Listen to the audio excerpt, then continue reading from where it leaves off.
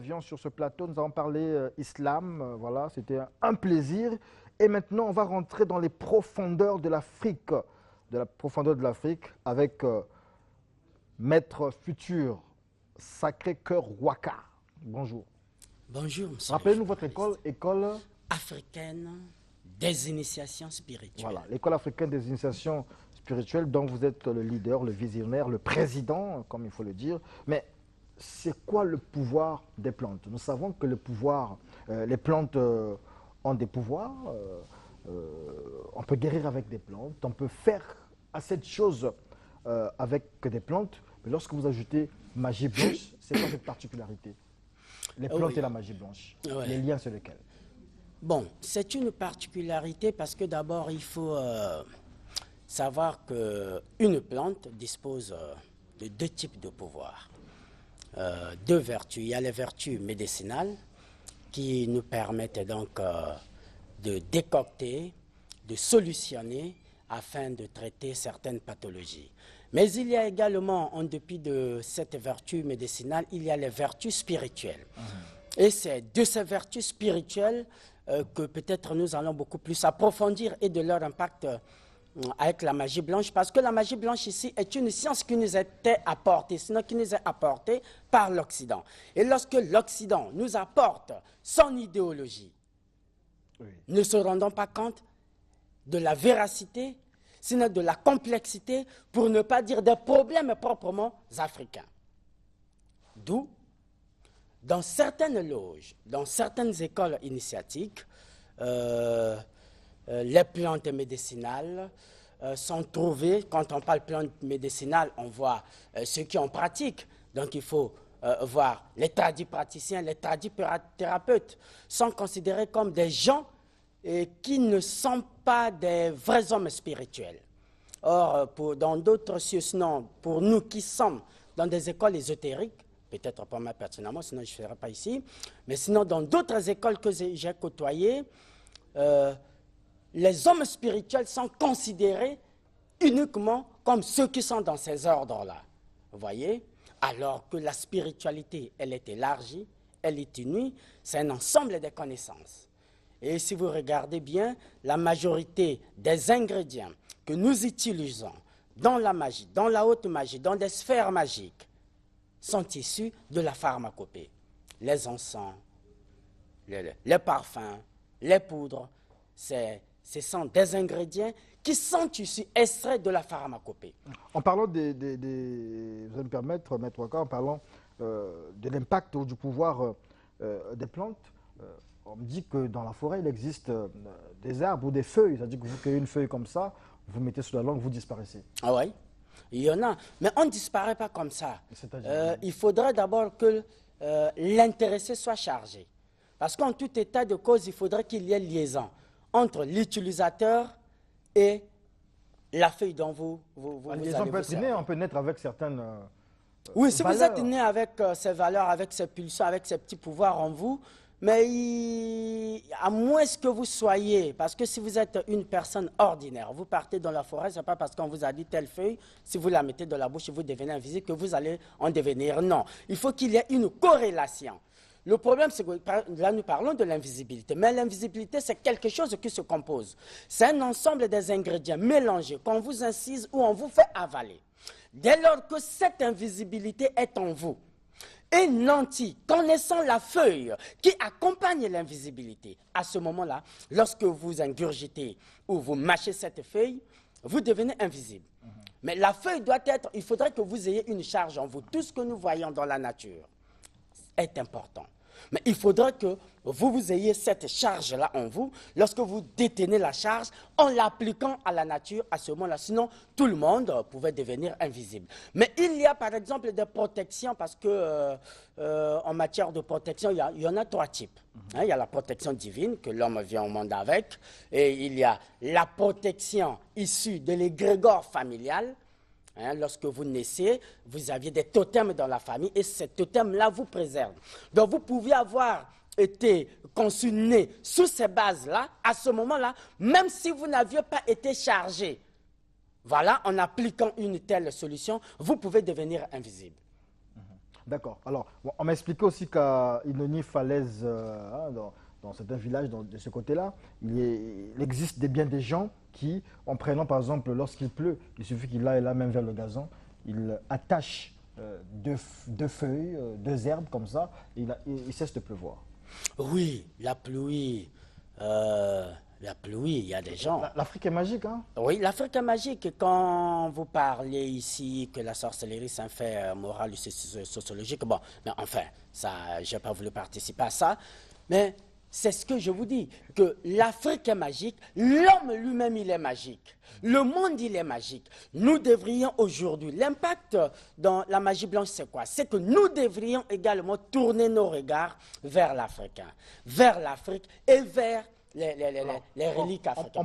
En parlant d'impact, justement, en parlant de ce pouvoir des plantes, vous en parlez, vous venez les vanter ici, mais qu'est-ce qu'elles font en réalité? On est là, on nous dit que le cancer est incurable, on nous dit que le sida fait tourner la tête aux pharmaciens, aux biologistes et tout ça. Mais vous avez ces pouvoirs-là, ces plantes qui ont des impacts.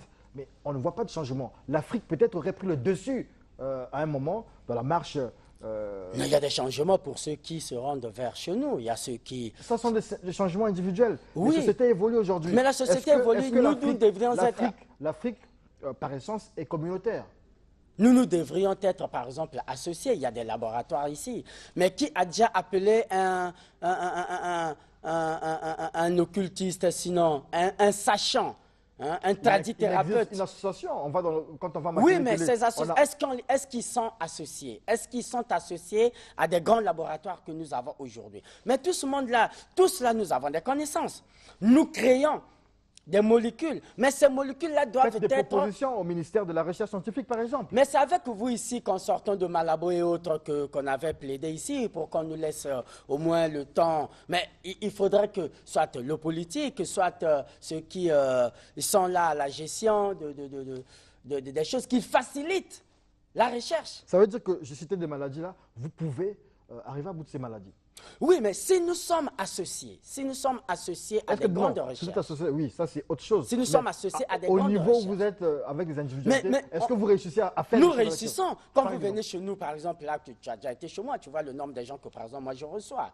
Mais dans ces gens-là, il y a des gens qui trouvent guérison. S'ils ne trouvaient pas guérison, ils ne devraient pas remplir chez moi du jour le jour.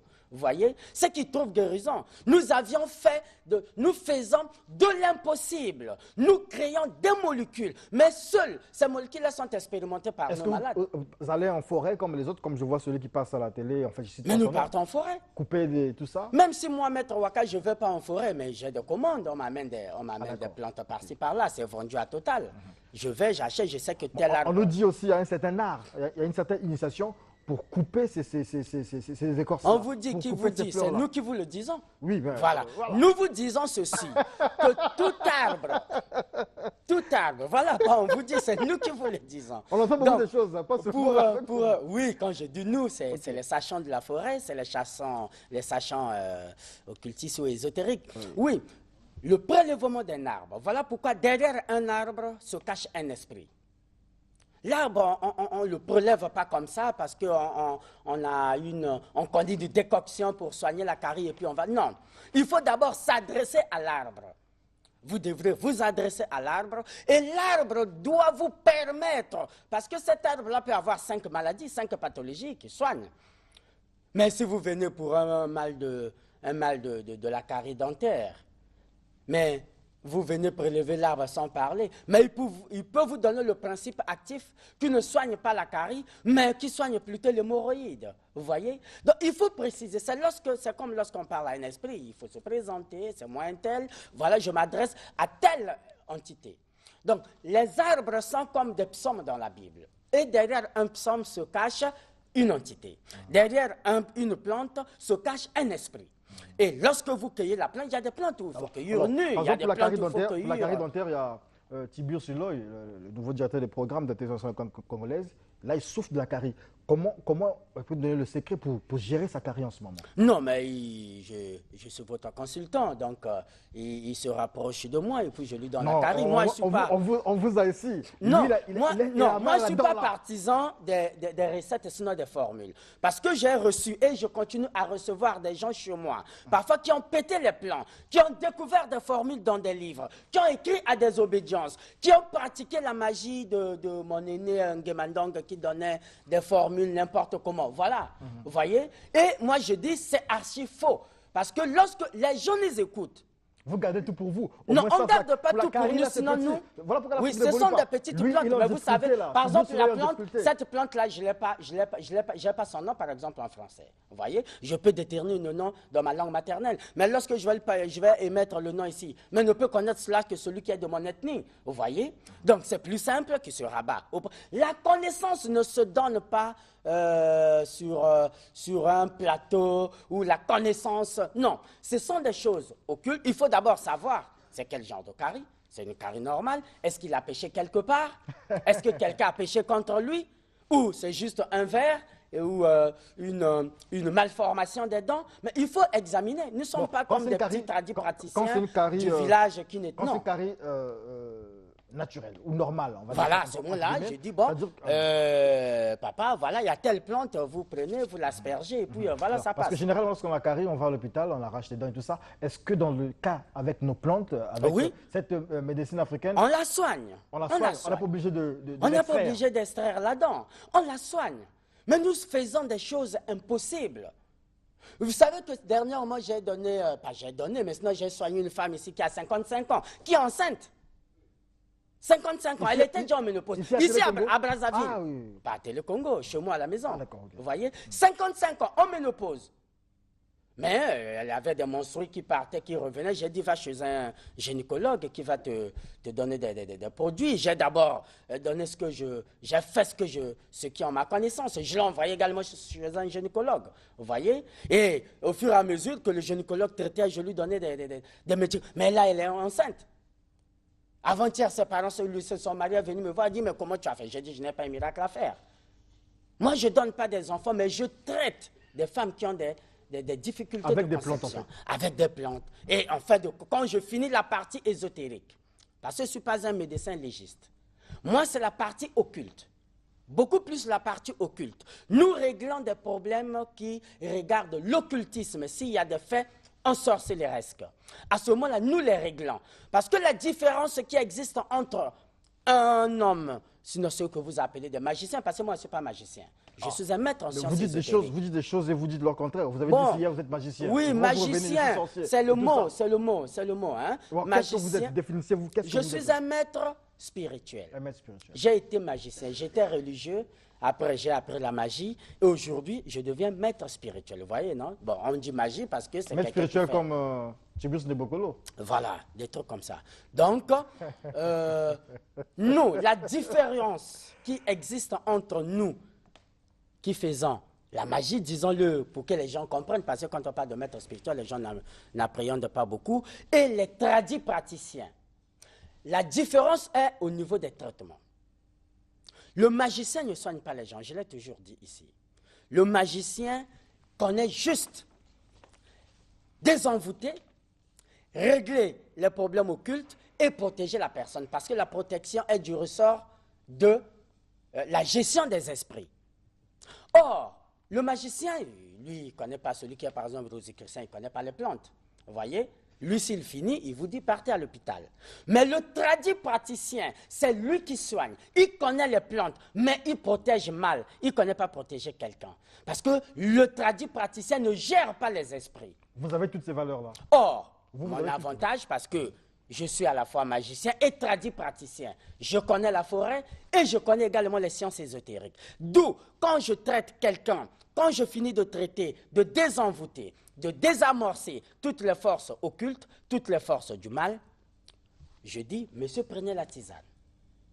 Parce que lorsque l'âme est affectée, le corps devient également faible.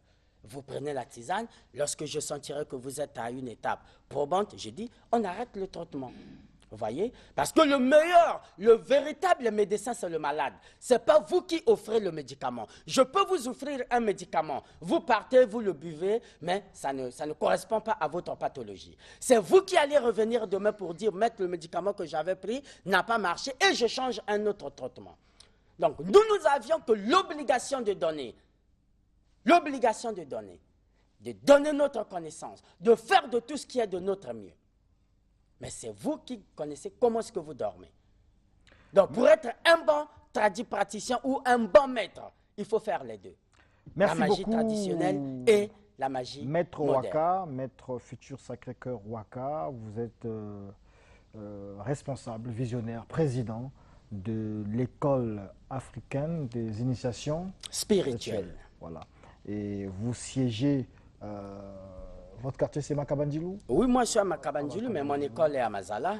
Votre école est à Mazala? À Mazala. Il faudrait qu'on fasse un tour là-bas un jour. Oui, mon école est à Combien Mazala. d'élèves aujourd'hui? Oh, ils sont là-bas nombreux. Et la soutenance, ça va? Vous avez Oui. mémoire préparée ça se prépare bien? Oui, la soutenance a déjà pris fin. Là, Ah, je prépare voilà, autre chose. Ah d'accord, ok. Donc, merci beaucoup, félicitations. Mais Maître Ouaka, vous avez un contact certainement? oui, j'ai des contacts. D'abord, je profite de ce plateau parce que la semaine prochaine, on m'attend à Sibiti. Donc là, j'informe les amis de Sibiti que... Ils sont très nombreux à nous suivre. Oui, à Sibiti, j'arrive. On verra comment est-ce qu'on va implanter l'école et on verra comment est-ce qu'on va implanter l'école à Sibiti. Et de Sibiti, je sortirai par Madingu, Nkaï, Dolizi. Donc la semaine prochaine, pour tous ceux qui m'attendent là-bas, ils peuvent m'appeler au 05 533 0915 05 533 0915 et au 06 874 73 33. 874 73 33.